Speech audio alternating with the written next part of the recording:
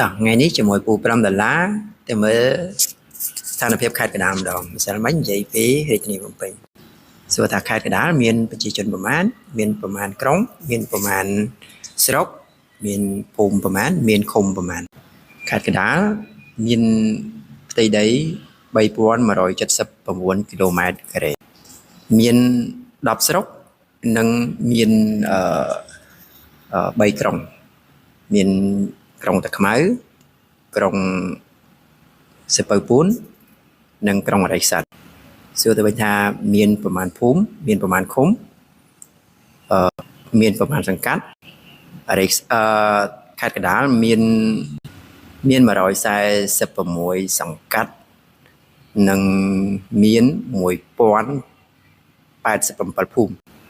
ខេត្តកណ្ដាលគឺជាខេត្តមួយដែលមានប្រជាជនលំដាប់ទី2បន្ទាប់ពីរាជធានីភ្នំពេញមានប្រជាជនដល់ទៅ1,200,000និង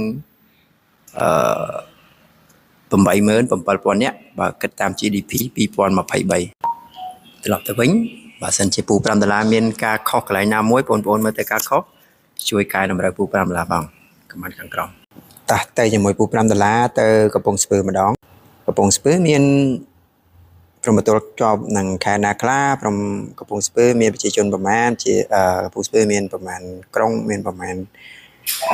ស្រុកមានប្រជាជនប្រមាណដោយតែវីដេអូមុនទេកំពង់ស្ពឺមាន8ស្រុកនិងមាន2ក្រុងក្រុងទី1គឺក្រុងស្វាមននិងក្រុងដែលទើបតែបង្កើតឡើងថ្មីក្តៅហ្នឹងគឺក្រុងឧដុង្គម៉ែជ័យកំពង់ស្ពឺមានផ្ទៃដីប្រមាណជា7,017គីឡូម៉ែត្រការ៉េបើគិតតាម GDP 2023កំពង់ស្ពឺមានប្រជាជនប្រមាណជា868,000នាក់បើធៀបជាមួយនឹងកណ្ដាលនិងភ្នំពេញកំពង់ស្ពឺជាប្រជាជនក៏មិនតិចដែរកំពង់ស្ពឺមាន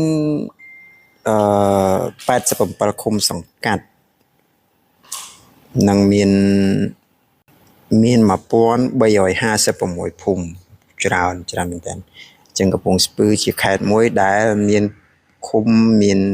ភូមិមិនតិចជាងខេត្តកណ្ដាលប្រហែលទេវាច្រើនកំពង់ស្ពឺមានព្រំប្រទល់6រាជធានីខេត្តក្រុងកំពង់ស្ពឺគឺជាខេត្តមួយដែលសម្បូរទៅដោយភ្នំហើយសម្បូរទៅដោយចង់និយាយថាជុំវិញ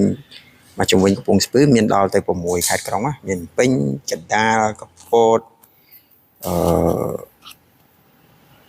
កោះកុងបែកខាងលិចជាប់ព្រំប្រទល់